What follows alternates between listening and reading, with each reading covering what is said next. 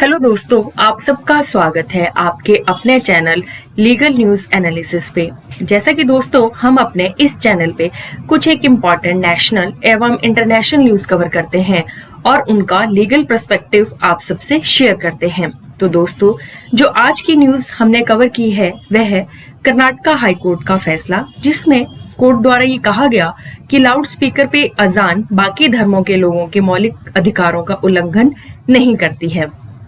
Karnataka high court ने loud speaker के जरिए अजान पे रोक लगाने से इनकार करते हुए ये कहा कि ये नहीं कहा जा सकता कि अजान की जो आवाज है अन्य धर्मों के लोगों के फंडामेंटल राइट्स को वायलेट करती है।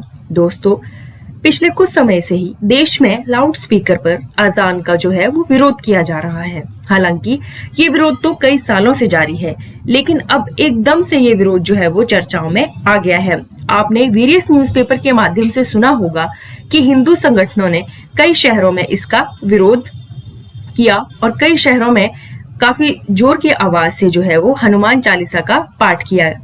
इसके अलावा कुछ एक गायकों और यूनिवर्सिटीज के कुलपतियों द्वारा स्पीकर पे जो अजान का दिया जाना है उसका विरोध किया। इसी बीच कर्नाटक हाई कोर्ट का सोमवार को ये फैसला आया, जिसमें मस्जिदों में जो लाउड स्पीकर पे अजान देने से रोकने का आदेश देने से इनकार कर दिया गया। हालांकि अदालत ने अधिकारियों को लाउड स्पीकर संबंधित नॉइज पॉल्यूशन के जो नियम हैं उनको फॉलो करने का निर्देश दिया। न्यायमूर्ति आलोक आराधे के नेतृत्व वाली खंडपीठ ने बेंगलुरु में इस याचिका पे सुनवाई की। उन्होंने कहा कि अजान जो है वो मोहम्मदन कम्युनिटी की एक धार्मिक प्रथा है। और अब दोस्तों, इस डिसीजन में आगे बताने से पहले मैं आपको थोड़ा अजान के बारे में और इसका क्या इतिहास है उसके बारे में बताना चाहूंगी। इसके साथ साथ दोस्तों, क्या अजान लाउड स्पीकर पर होनी चाहिए या नहीं, इस मुद्दे पे भी मैं आपसे डिटेल में डिस्कस करूंगी। तो सबसे पहले आइए जानते हैं अजान का इतिहास। मदीना में जब सामूहिक नमाज पढ़ने के लिए मस्जिद बनाई गई तो इस बात की जरूरत महसूस हुई कि लोगों को नमाज के लिए किस तरह से बुलाया जाए, उन्हें कैसे सूचित किया जाए कि नमाज का समय हो गया है। मोहम्मद साहब ने जब इस बारे में अपने साथियों से राय ली तो सभी ने इसकी एक अलग अलग राय दी। किसी ने राय दी कि किसी उच्च स्थान पे जो है वो आग जला दी जाए, जिससे लोगों को इन्फॉर्मेशन मिल जाएगी। दूसरी तरफ कुछ एक लोगों ने कहा कि जोर जोर से जो है वो बेल्स बजाए जाए, जिससे लोगों को सूचनाएं जो है वो मिल जाएगी। लेकिन ये तरीका मोहम्मद साहब को पसंद नहीं आया। उसी रात एक अंसारी साहब हजरत अब्दुल्ला बिन जैन ने सपने में देखा कि किसी ने उन्हें अजान के शब्द सिखाए। उन्होंने सुबह पैगंबर जी को अपना सपना सुनाया। पैगंबर साहब ने हजरत अब्दुल्ला बिन जैद से कहा कि तुम हजरत बिलाल को अजान के शब्दों को पढ़ने की हिदायत दो, क्योंकि जो हजरत बिलाल थे उनकी जो आवाज थी वो काफी बुलंद थी, इसलिए वे हर बार जो है वो नमाज अदा करने से पहले जो है वो अजान को पढ़ेंगे। तो दोस्तों, यहाँ एक इम्पॉर्टेंट जो प्रश्न बनता है कि सबसे पहले अजान को किसने पढ़ा, तो सबसे पहले अजान को हजरत बिलाल जी द्वारा पढ़ा गया था। अब जो दूसरा क्वेश्चन ये है कि क्या अजान के लिए लाउड स्पीकर का होना जरूरी है और इसका इस्लाम से क्या कनेक्शन है।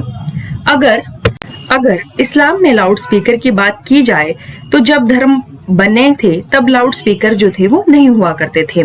पहले इमाम अपनी तेज आवाज से ही अजान पढ़ते थे, जिससे आसपास के घरों में रहने वाले लोगों को नमाज के समय का अंदाजा हो जाता था और वे मस्जिद आके नमाज अदा कर देते थे।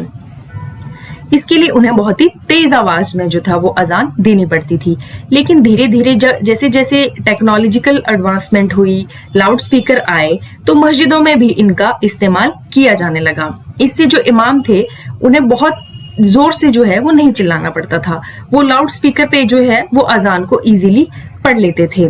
तो अब क्या जो इस्लाम के इतिहास है उसमें कहीं लाउड स्पीकर को लेके बात कही गई है? जी नहीं, इस्लाम में ऐसा कहीं भी नहीं लिखा गया है कि अजान पढ़ने के लिए लाउड स्पीकर का होना जरूरी है। जैसे जैसे टेक्नोलॉजी के अपडेट हुई तो मस्जिदों में जो है वो लाउड स्पीकर का जो है वो यूज होने लगा, क्योंकि इससे जो है वो अजान को पढ़ना काफी इजी हो गया। तो दोस्तों, इसके साथ साथ मैं जो कर्नाटका हाई कोर्ट ने इस डिसीजन को देते समय कुछ एक जो और भी बातें कही वो आपसे शेयर करना चाहूंगी। कर्नाटका हाई कोर्ट ने कहा कि भारतीय संविधान का जो आर्टिकल 25 है उसके तहत जो है वो फ्रीडम ऑफ रिलीजन जो है वो हर व्यक्ति को प्रोवाइड करवाई गई है, जिसके अंतर्गत हर व्यक्ति को अपने धर्म को मानने और उसका प्रचार करने का फंडामेंटल राइट है। परंतु दोस्तों मैं आपको बता दूं कि ये फंडामेंटल राइट एब्सोल्यूट राइट नहीं है। ये जो राइट है वो सब्जेक्ट टू रिस्ट्रिक्शंस हैं। तो ये तो थी भारत की स्थिति। अब मैं आपके साथ अन्य देशों में क्या स्थिति है उसके बारे में बताना चाहूंगी।